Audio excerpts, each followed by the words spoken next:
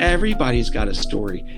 Everybody. And it's usually not the one we tell the world. We can go through these experiences and then bury them, or we can use them to help redeem our stories going forward, and they can allow us to connect with those around us more authentically and effectively. And I think that's when we're using our stories for a higher calling, a bigger purpose. That's when you flip the script on the tragedy. Welcome to Flip Your Script, the podcast about life's critical turning points and how people find the inspiration and motivation to move forward and rewrite their unique stories. Produced by Media Minefield, the show is hosted by Christy Peel, who flipped her script from an Emmy-winning journalist to a successful entrepreneur and speaker. Close your eyes, unless you're driving, of course. Think about what it would be like to visit someone in the hospital who had burns on 100% of his body. Think about the bandages. Think about the machines. Think about the pain of the person who would endure bandage changes and how physical touch would be horrifyingly painful. John O'Leary is that person. At age 9, an accidental explosion gave him a 1% chance to live. His mom, who, after hearing the story, in my mind is a superhero, asked him, "Do you want to die, John? The choice is yours." At 9, John decided in that moment to fight for life. During the difficult struggle to survive, he underwent countless surgeries, lost all his fingers. Despite that, he learned to play the piano, got married, he's got 4 lovely children, wrote the best-selling book On Fire, and is just releasing a new book, In Awe. He travels the country telling his story, and it is such an honor that John is with us today. Welcome. Christy Peel, what a great introduction. So I'm delighted to meet you again and to be part of your show today. Thank you. And this is a little bit of a fangirl moment because I have read your stuff. I listened to your podcast. My husband's heard you speak. So it's really cool to be having the conversation with you. And your podcast just brings so much hope. And I want to talk about your new book because, man, there isn't a better time on the planet for this book to be coming out, unfortunately. But for folks that don't know your story and to think about the burns, all that you've endured, and you had the ultimate flip your script moment. Someone asked you if you want to live. What do you remember about that? You know, it's a great question. And the surprising thing for you and maybe your listeners is I remember everything about that. I think this is age 9. So for me, it's a lifetime ago. I'm 43 years old today. So that's 34 years ago this event happened. And yet I remember it as clearly as I'm looking at your face right now, or looking outside the door at this blossoming tree right outside our French doors. Here's what I remember. I remember distinctly being burned in the gasoline explosion in my garage. I remember distinctly a few moments later standing in the front hall with flames leaping 3 feet off of my body in all directions, but not even really aware I was burning. I just knew I was really, really, really in trouble. I knew I was dying. And I remember yelling and praying for help, just screaming for a hero. I remember my brother Jim, who was 17 at the time, came racing over to me. And I also remember Christy thinking, oh God, anybody else, not him. He's only 17. He's my older brother. He can't help. And yet he becomes my savior that day. He becomes my hero. He's the one that flips the script on his life. He picks up a rug. He puts down the flames. He carries me outside. He goes back into a burning house, calls 911, chases my sister and the golden retriever out of the burning house. What a hero. I remember the ride to the hospital. We can unpack any of this if you'd like. I remember laying in the bed when my dad came in. I remember his love and his grace that he showed. And I remember feeling so inspired by it. And then I remember my mom came in, and this is where you began the introduction. I remember she came right over to me. She took my right hand in hers. She patted my bald head with her other hand. And she said, I love you. That's what I remember realizing. I was really in trouble, not just because I burned down the house, but because I was probably going to die. And so I asked the question, Mama, am I going to die? And she said, baby, do you want to? And I said, no, Mom, I don't want to die. So her response, and this is so bold, she goes, baby, then take the hand of God, you walk the journey with him, and you fight like you have never fought before. Your Father and I will be with you. You're not alone, but you got to own this. You got to fight for this thing. And that decision to fight on day 1 would eventually lead to 5 months in hospital and years of surgery and therapy and amputation of my fingers and a lifetime of some challenges. But more than the negative, Christy, it has led to a life that is renewed and fresh and clear on the things that actually matter. I'm grateful for the little things and the big things. I'm alive. And I realized the miracle of that, not just in my case, but in all of our cases. So it was a very difficult day and experience thereafter, but we flipped the script on it and we have a phenomenal life today. There's so much in there that I want to unpack, but like you're a parent now. Can you imagine having the wisdom that your mother had walking in? I mean, shocking for her to see you like that and for her to have the boldness, the courage, the bravery to say that to you and to not be a mess, frankly, because if she would have reacted in a different way, it would have freaked you out. So the first time I recognized how unbelievable my parents are and were was 20-ish years later when they wrote a little book about their experience. They printed 100 copies. They've sold 85,000. So that's what happened with their little book. And one of the copies was sold to a guy named John O'Leary. So for like $12.50, I got to read about what happened to me as a kid. And a couple things happened. Number one is I realized that this event I had always thought was bad because I didn't really flip the script on day one. It took me decades to really flip it fully. This event that I always thought was so horrific and tragic. I lost my fingers, man. I got red skin from my nose down to my toes. It's tragic. But then I read this book and I realized far from it. It's redemptive. It's beautiful. It's packed with all kinds of amazing stories, evidence of heroism, great people showing up, significant people like President Reagan and Pope John Paul II and people from around the world coming around this little boy. So names you would have heard of, but also custodians and people matching socks for my mom and dad because they can't parent their own kids during those 5 months in hospital. So ordinary things back then for us were extraordinary. So I saw evidence of beauty in the book and in my own story.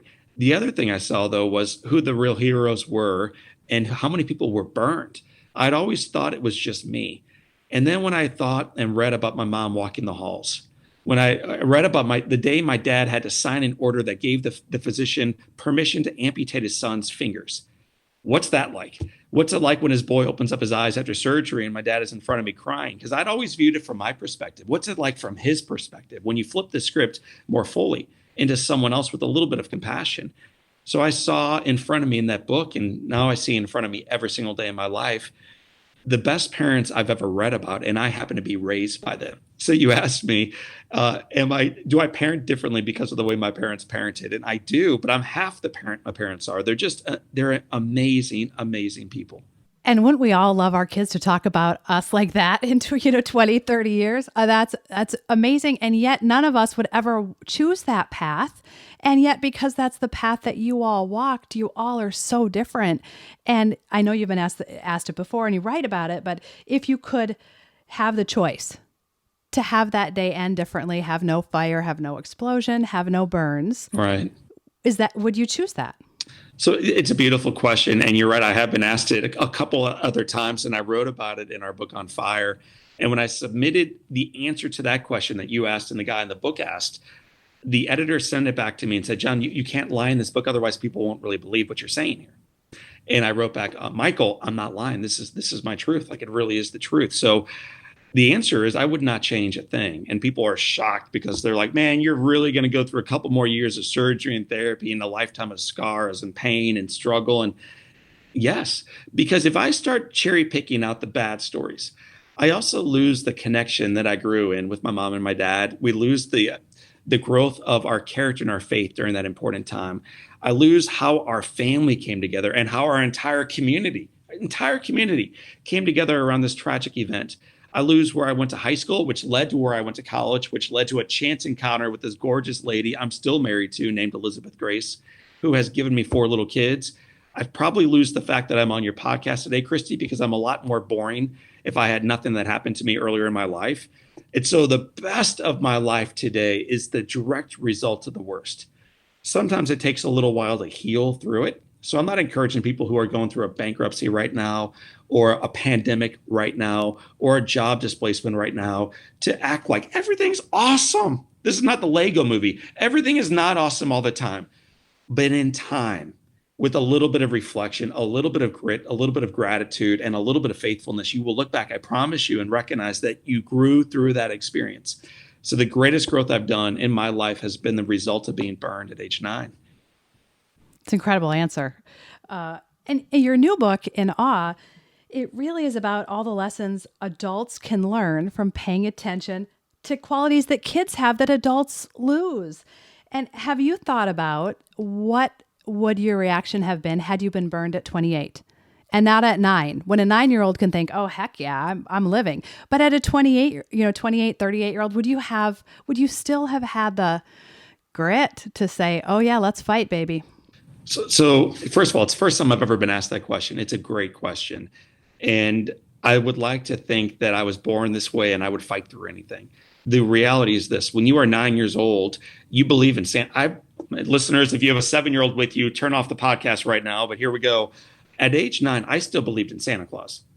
I believed in magic. I grew up and still am a Christian man. And I believed if you got out of the boat and you thought you could walk on water, you literally could walk on water. That is how firm my faith was. That is how strong my beliefs were. And I also recognized when my mom and dad said, baby, we're going to go through this for 5 months and then we're going to get you home. I realized, well, okay, I'll go through 5 months in the hospital. Big deal. There's something so beautiful about being so naive that you think that this too shall pass, that you can get through the darkest days and eventually there is light at the end of the tunnel and it is not an oncoming train. I had that belief 10x as a child. I have it to a degree these days, but I'm not sure if this happened at age 28, if I could have handled it anywhere near with the resiliency and the courage that I showed as a child. And people are frequently surprised. They oftentimes come up and say, man, it's how horrible it happened to you when you were a kid. And my response frequently is how blessed I was it happened to me when I was a kid, because I'm not sure I could do it as a man. Right. It's like, if you've never sat in first class and you sit in coach, you have no idea what you're missing. Once you sit in first class, like you do not want to go sit in coach, right? And it's like you had never been an adult not burned. There were things that you weren't losing because you never had them. So, and as a 9-year-old, your life is just continuing to evolve. And so it is an interesting thing to think about, though, because of course we don't want anything bad to happen to our kids. And yet to some degree, they're equipped to do it. Your sense of self is not yet determined. You're beginning to figure out who you are, and your ego is beginning to step into the picture with you. It's coming out of the shadows into the light. It's going to rob you, by the way, of your joy later on if you're not careful. But back then, you live fully in the now. You're not really all that worried as a child about what's going to happen tomorrow or in 15 years. You're living much more focused on, that right after lunch, ice cream's coming. And like for that day, it's enough. You don't need to worry about physical therapy in the afternoon or the bandage changes tomorrow morning. You're thinking, wow, if I finish my carrots right now, they're going to bring me ice cream. And there's something pretty powerful about living in the moment. And I think if we as adults could be as present as our kids, the storm that we are currently weathering as a nation and as a global community of one would seemingly be far less severe than it currently is. A lot of the anxiety, a lot of the panic, a lot of the dread we think about right now would fade if we could just join our kids in the front yard and run through the sprinkler with them. And I have to thank you, because after reading your book, I have shifted, and I thought I was a pretty positive, grounded person before, but I read the book, and today's my son's 13th birthday. So he's 13. We're in the middle of all of it, right? And, today it's hard to be sad, right? It's hard because we're trying to make it the best birthday for him. And yet I've got all these things going on. I own a business, all these things happening. And it would have been really easy to not have made it as special for him. But I read your book and it's like, you know what? The work will be here tomorrow. Right. It's his day today, and we can make it as special as possible. And this pandemic is going on around us, and I can't change that, but I can change what he remembers about today. So thank you. It's a beautiful way to step into this pandemic. And so I'll begin kind of playing off what you just said. My mom is the hero of the book, and she's the hero of my life in so many regards. But she had an expression she used to share with us kids when we were growing up around the dinner table. So I'm one of 6 kids growing up in the Midwest. And we would come in and we would brag about how we made a team, or we got an A on a test, or we got invited to the dance, or whatever it is. And my mother would always lovingly remind us, this too shall pass. And she wasn't doing that to ruin our joy, but she wanted us to stay a little bit humble, a little bit grateful, and a little bit hungry to keep advancing forward in life. This too shall pass. But she would also remind us of a very different lesson when we came home and we got an F, or we did not get invited to the dance, or we did not make it on the right sports team. And she would remind us during those moments, this sentence, listen to it, audience. She would say, this too will pass. This too will pass. And it was a really cool way as a parent for her to guide us through whether we were on top of the world or feeling like we were buried by it, that this is not going to be permanent. And so as we look at the headlines and coronavirus is spreading like a pandemic, this is how things trend from time to time. As we look at unemployment growing, as we look at our business challenges mounting, as we look at all this headwind on the horizon coming toward us, it's really important we hear the words from Mom O'Leary from years ago that still play true today. This too shall pass. This too shall pass. Since 1941, just one example, there have been 12 market corrections of greater than 20% in the stock market. Just one example. And in the next 6 months that followed these market corrections, the market has returned 26%. So it's fallen on average 30%. In the 6 months that followed, it's returned 26%, which means over the long-term cycle of a human being's life, you don't even remember these hiccups. But while you are enduring them, they're incredibly painful.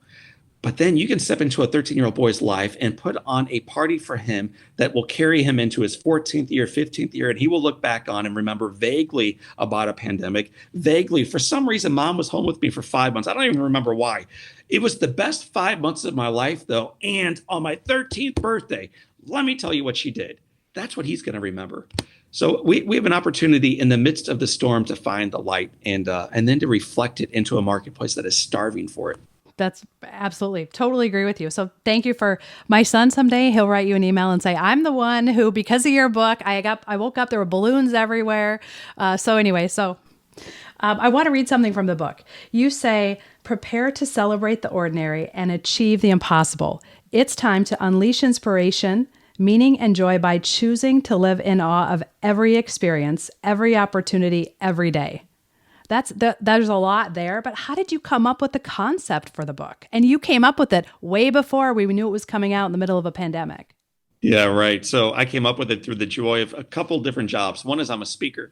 And so I would travel around the world and be in front of these big organizations that I won't name drop, but if you've heard of them, right? These are big organizations. And I would speak to these individuals in the audience, whether it's a huge stadium or an audience of a couple hundred or CEOs around a boardroom.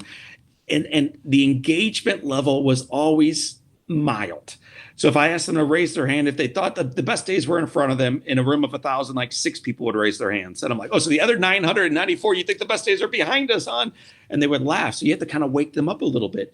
I would leave the stadiums, though, and hang out with kids. So I go to little schoolhouses for fun. I love speaking to kids. I love the vibe they give off. And when I would ask questions, every hand would go up.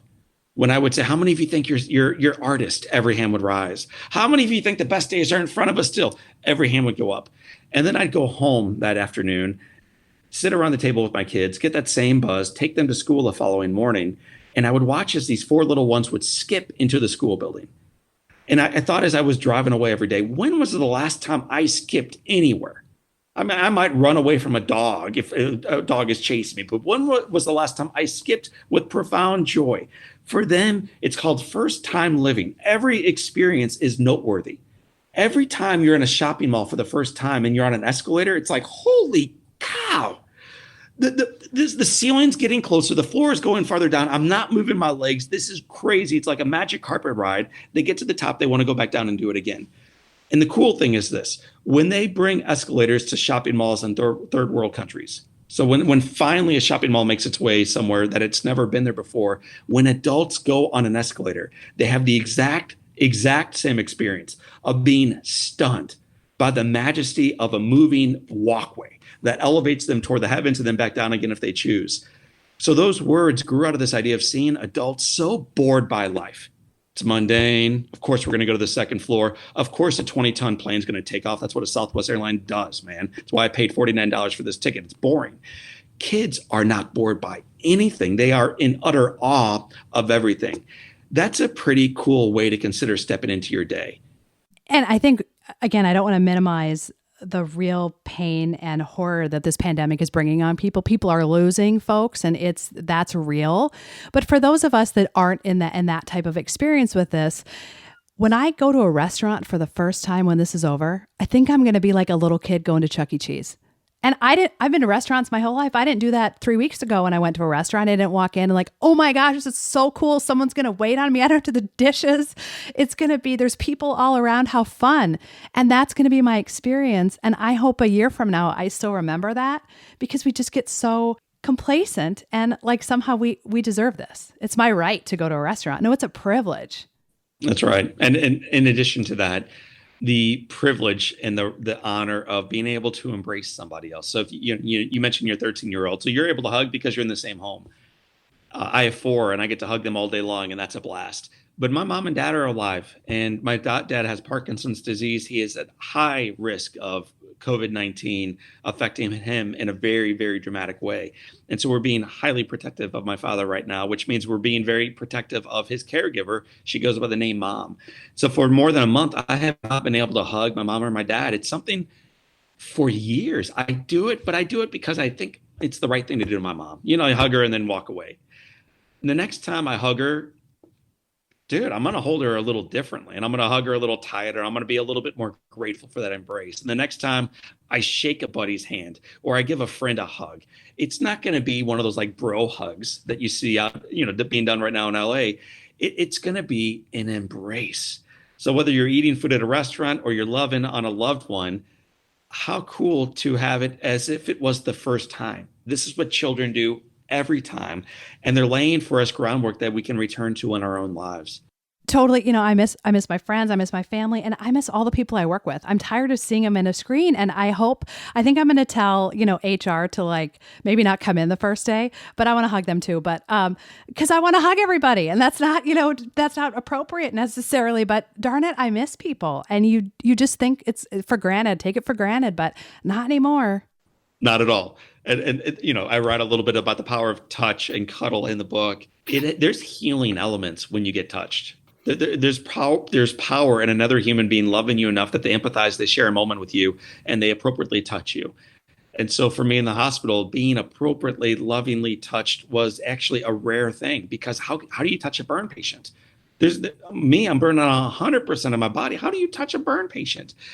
And yet every Sunday, my mom and dad would bring my 5 siblings. And these goofy kids would come running down. I'll get emotional. I've never told this story live on a podcast, but they would come running down the hallway against doctor's orders. You're supposed to walk in a burn center. It's ICU. They would come racing into my room. And my little sister is usually the first one there. Her name is Laura. She was about 2 years old at the time. And this little girl would come flying right toward my wheelchair and into my lap.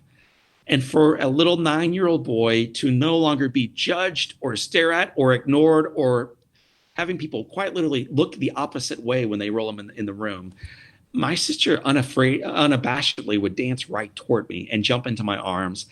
And there's power in that. So as we return to normalcy, let us not forget the lessons being taught to us right now. Like this is a gift. The ability to have a great meal out with friends, the ability with HR looking the other way of you, hugging your coworkers, that this is a good thing. And we should rewrite the handbook once HR does return to work. Yeah.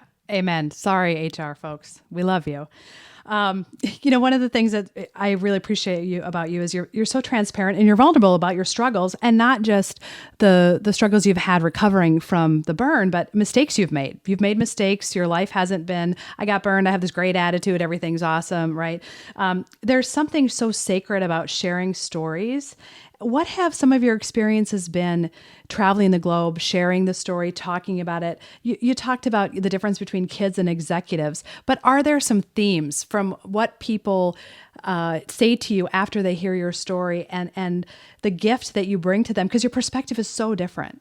So it's again a beautiful question. On my wall, I have a picture painted by a guy named Henry Nouwen. Henry Nouwen's a phenomenal writer, but one of his quotes is, "What is most personal is most universal. What is most intimate connects to the most people around you." So what is actually seemingly like, "Ooh, that is so weird, Chrissy, you should never tell anybody that ever again," is actually the very thing that is going to connect with the people around you. And they're usually going to look back at you and say, "Oh my gosh, you too? I thought I was the only one." And so I've always found the more you can authentically, not for your ego, I think a lot of people share how horrible their lives are, primarily to prop themselves up.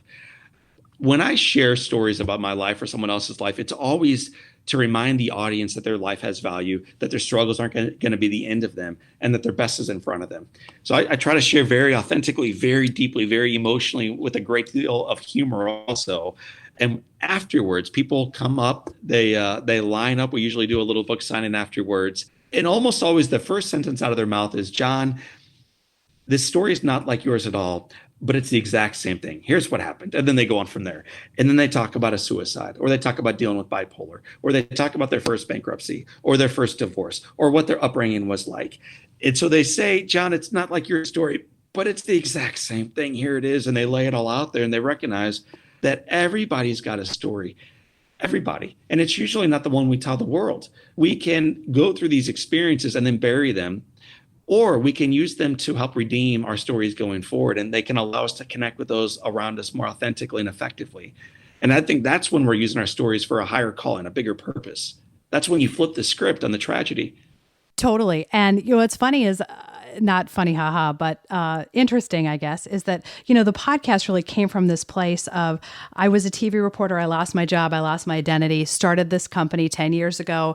The company, Media Minefield, is really part of my bigger purpose, my bigger calling. And yet I would have never had that opportunity had I not been laid off. It was such a gift. And yet, that's the inspiration for Flip Your Script. But yet my Flip Your Script, you lost your job, you lost your identity, is nothing compared to some of the stories like yours that are really life or death kind of stories. And yet the feeling, the connection between different people's stories, whatever they may have lost, whatever they may have grieved, whatever they may be going through, is transformational when they're shared.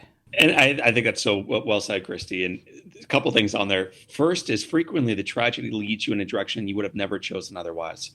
And so this coronavirus epidemic, pandemic, that is not only tearing apart our healthcare system and taking tens of thousands of lives, and likely many more going forward, it's a tragedy. Like, I'm not saying, hey, this is a good thing, hang on for it. Not at all. This is a tragedy. And not only is it a tragedy for the people being directly affected, the healthcare system will deal with PTSD probably for decades going forward. When you have to choose which one of your patients gets a ventilator, that is going to stay with you for the total rest of your life. When you realize that one day you came to work and you felt a little bit sick, and then because of that decision, 11 of the individuals, these elders that you took care of in the retirement home, got sick, and really sick in some cases, that is going to stay with individuals forever.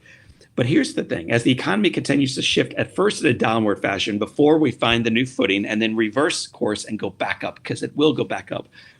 In this current stage, though, you have an opportunity to decide, how do you want to flip the script? It's an event that you would have never, ever chosen for yourself when life was good, when you were successful, when you were busy responding to emails and doing the next best thing. But now at home, sheltered up, you have an opportunity to lean your ladder against a wall that might be more effective going forward. So I think the bigger risk in life is not at failing. It's in succeeding at things that actually don't matter. And this moment in time, so rare in humanity, actually gives you months at home for many of us to reflect on who we are, what ultimately matters, and what do I want to do for the rest of my life. And the perspective, the what matters. Everybody's bank account probably is looking different when this is over, right? Everybody's jobs is impacted in some fashion. But let's hope that we can impact our families, impact our friends, impact our communities to a greater degree than this negatively impacted us. Like, wouldn't that be an incredible gift from this whole thing? My grandfather, I've been bragging about my mom and my dad, and I'll spend all day if you want, but my real hero in life is my grandfather. Just a phenomenal guy. Grew up on a farm, became an attorney. Pearl Harbor happens, leaves home, goes right out into the Navy, spends a couple years in the Pacific, comes home and just grows his family. Typical greatest generation story. He had nothing along with the entire generation. They're called the greatest generation. They fought their way through the Depression. The Nazism elevates. They fight their way through Europe and through the Pacific to return world order back toward true north, back toward love. They come home. But I think what made them the greatest generation was not that they endured the Depression or fought World War II. What made them truly great is they never forgot the lessons they were taught along the way. And so what does that mean for us? We are being taught right now a really valuable lesson about what matters, about who matters, about have you been doing the right thing in the past, and can you do a different thing going forward? This is a big old flip the script moment for society and for us individuals that make it what it is. What an awesome opportunity to come together. I had a conversation with a business owner in early January about a conference we were planning for mid-May. And the question I asked him, are you concerned at all about what's happening in China? And he said, you mean that thing? The flu. And I'm like, yeah, I mean that thing. He goes, man, that's not our problem. That's their problem. Well, it's our problem now, guys. And here's the thing. It's always been our problem. We always build taller walls thinking, well, it'll keep the problem up. But the reality is always this. The problem manifests. The problem grows and the problem knocks on your door at some point. What happens in one area happens in all areas. Life is not a vacuum. So if one of the things that we leave with from this horrible pandemic is that we are one, that we are in fact our brothers and sisters keepers, what a gift. What a profound gift for we as a global society of 7.5 billion to learn together. And I don't know if we're going to learn it. I don't know if we're going to remember it or act on it. But if we do, gosh, that might make all the suffering completely worthwhile. That's so well said. Before I got an advanced copy of your book. I read it on an airplane when you could still do that safely. And I was clapping. Like it was kind of embarrassing because I read a lot. I mean, I'm an English major. Like I read a lot of books. And so this book is so good. I mean, it's really one of the best books I've read in a long, long time. It's so good. Christy's nose just got massive. Pinocchio just knocked out a coffee cup. Since we're on, I can show you all my notes in this thing. And my son's going to read it after I wanted it for this, and then it's going back to him, my 17-year-old. But I highlighted stuff. My husband, thank goodness, was sitting next to me as I'm like, "Amen, this is so good, right?" But you didn't know that this was coming out now, and there's something really lovely about it coming out now because it offers so much truth that was valuable before I knew that we were going to be in the middle of what we're dealing with right now. But are you glad the timing is what it is? Gosh, so I'm trying to hold everything in my life with my hands completely wide open. And it's odd to say because I don't have fingers. They've been amputated down to my knuckles, but I hold everything palms up. None of it's really mine. And so my plan, if I'm being very honest with you, was to write a huge #1 global national bestseller called In Awe. My plan was to launch it into an awesome economy, have big businesses buy a ton of copies, have them elevate their entire sales force and teams. My plan was to launch this at a huge, huge event in my own backyard where all the characters from the book were there. I'd already bought their plane tickets. The venue was booked. Tickets were being sold. We're on the radio. We're going gangbusters. This thing is trending. And then COVID-19 shows up. And the entire plan that John O'Leary had for his book launch has completely evaporated. And yet, your real question is, John, are you glad it's coming out right now? And the answer is yes. I wish in many regards it would have come out when the economy was healthy and the book would have just gone gangbusters and you could actually walk into a Barnes and Noble and an independent book retailer and read the copy there and drink a sip of coffee with neighbors while you're learning about chapter 1 and see if it's going to make sense for you. But could there be a better time to talk about real authentic living than the marketplace that we are currently enduring? Could there be a time that is more valuable to talk about wonder and awe and the sacred and what it means to be inspired and seek greater meaning and experience full joy than the time that we are currently living in? Could there be a time that it really makes more sense to pause and think about what work even means? The part of the book was redefining work and redefining play. And how do we do these things well together? And how do we stop multitasking? It's not effective. Here's all kinds of research on it. So I'm laying out all this stuff that I know we need to know as a community.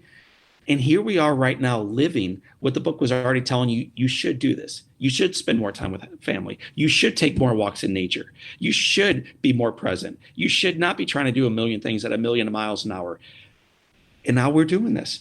And so I think now the concept is, how do we do what we're currently living in a positive manner? Now with our feet dragging, now with a glass of wine saying, oh, I endured one more day of homeschooling these little kids. No, how do we do it with profound joy, with vibrancy, with awe, recognizing that this too shall pass? And there will come a time for you, Christy, and for me, where we look back on this season as probably the favorite of our entire lives. For 3, maybe 4 months, we had our kids locked at home with us.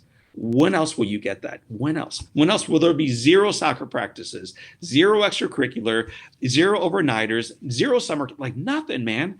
You get your babies at home. What a gift that is. So for those of you who have children, I recognize the challenge of this. We have 4. It really is hard. And I also think it's going to be the best days of our life looking back on it.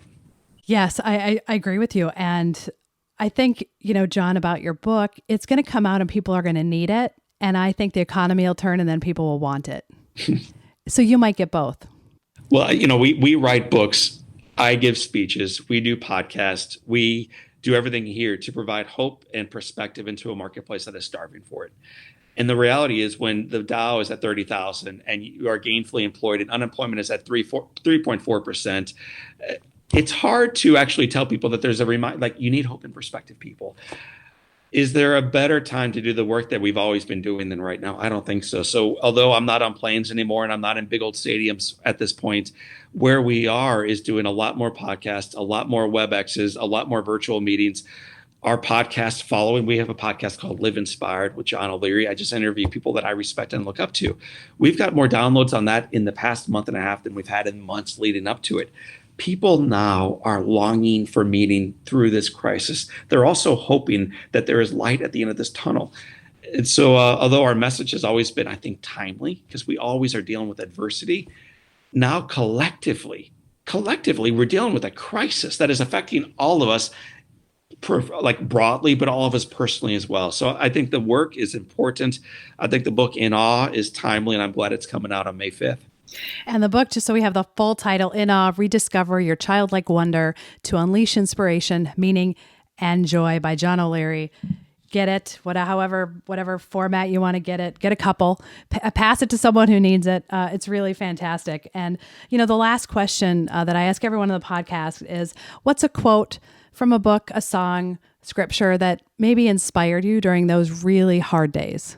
So the first quote that I thought about when you started asking the question was a quote from my son, and it's in the book. But I was shaving at age 27, 28 or so. My shirt is off. My little boy Jack is next to me. He's probably 3 or so at the time. He's fake shaving, so the little block is on him, and my shirt is off, which means he's seeing these big old thick red scars right at his face level. So he looks up at me at one point, and with his index finger, he starts tracking a scar with his finger.